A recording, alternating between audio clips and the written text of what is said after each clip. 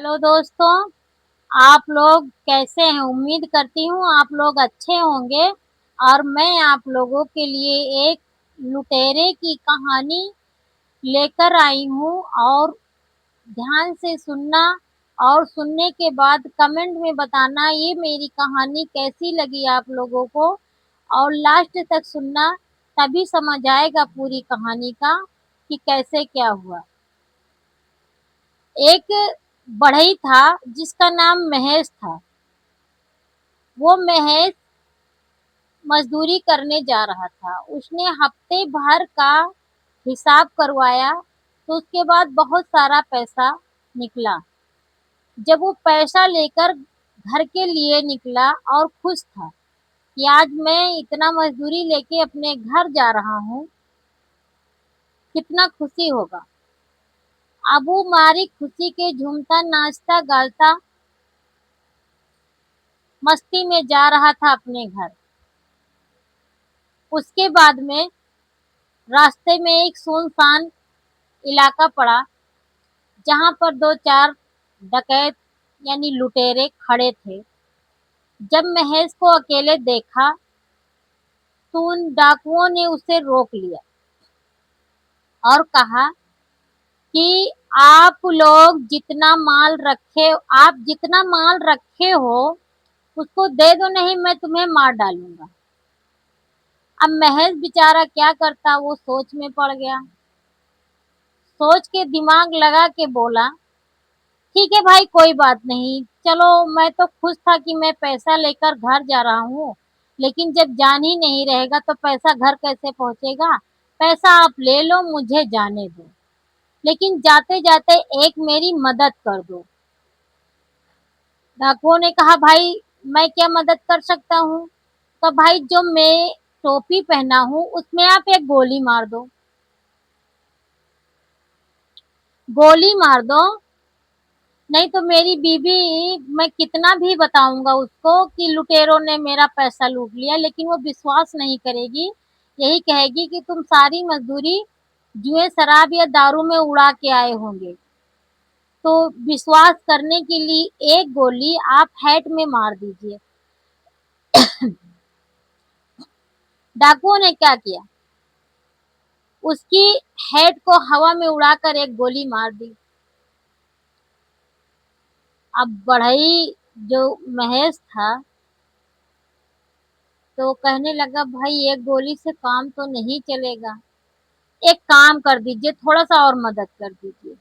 डाकू ने कहा, आप क्या मदद चाहिए? कहा, भाई जो मैं कोट पहना हूँ, इस कोट को आप गोलियों से छल्ली कर दीजिए। नहीं तो क्या है, मेरी बीबी जो है एक गोली पे भरोसा करेगी नहीं और मुझे कायर और भगौड़ा समझेगी कि तुम लुट के आए हो और कायर हो, भगौड़ा हो। पता नहीं कितना गालियां मुझे वो सुनाएगी। इससे अच्छा होगा कि आप मेरे कोट को छल्ली कर दीजिए, इससे उसे भरोसा हो जाएगा कि सच में ये लूट कर आए हैं। डाकुओं ने कहा, सोच में पड़ गए, चले कोई बात नहीं। अब क्या किया डाकुओं ने, कोट उतरवाया और कोट में इतनी गोलियां चला दी, जितनी गोलियां उन डाकुओं के पास थी। वो ऐसी धुन लगाए गोलियां चलाने की कि सारी गोलियां जो है उसकी कोट में उतार दिया। अब उतारने के बाद क्या हुआ, वो डाकू जो है मायूस हो गया। तो भैया, अब मुझसे कोई मदद ना मांगना आप, अब मैं आपकी मदद नहीं करूंगा। तब बढ़ई क्या कहता, क्यों भैया, अब मुझे मदद मांगना भी नहीं है, अब मैं तो घर जा रहा हूँ। तो डाकुओं ने कहा, भाई इसलिए कह रहा हूँ कि मेरे पास अब गोली एक भी नहीं बची है, तो अब मुझसे मदद कोई मत मांगना। तब महेश बढ़ई क्या कहता है, यही तो मैं पता करना चाहता था कि आपके पास गोलियां है या नहीं, इसलिए आप जितना माल मेरा लिए हो वो वापस कर दो।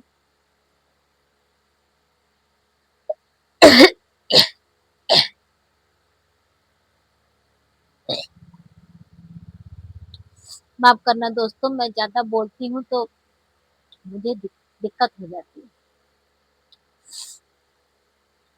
अब क्या हुआ, वो डाकू लोग केवल बंदूक और तमंचे के बल पे ताकतवर थे।